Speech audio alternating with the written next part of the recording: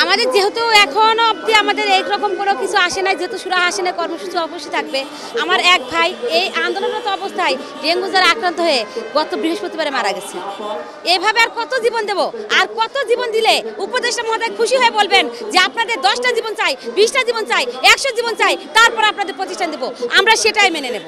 কিন্তু উনি তো সেটা বলছেন না। তবে উনি যদি বলবেনই না যে জীবনের বিনিময়ে প্রতিষ্ঠান দিবেন, তাহলে আমরা আর একটা জীবন অকাতরে বিলে যেতে দেব না। প্রয়োজন হলে ওনাকে অবরুদ্ধ করে হলে আমরা প্রতিষ্ঠান বের করে নেব। আমরা আসলে তাদের মুখের কথাই নয়, এখন কাগজে এর বাস্তবায়ন চাই।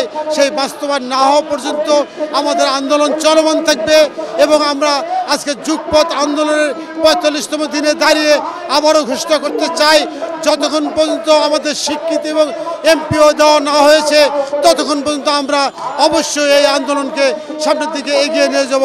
মানুষ কিন্তু আমরা যখন পিঠ দেয়ালে ঠেকে যায় তখন কিন্তু কি বলে ফেলে কেউ কিন্তু বলতে পারে না।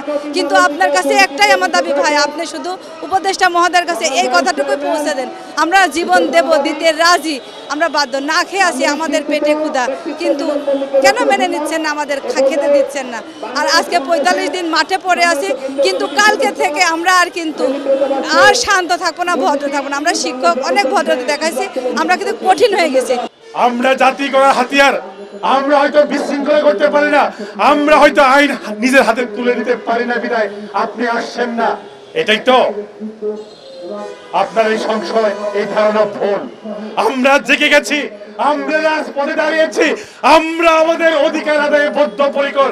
আমরা আমাদের বিদ্যালয়গুলোর স্বীকৃতি এবং এমপিওর চূড়ান্ত ফয়সালা ছাড়া এই রাজপথ ছাড়বো না।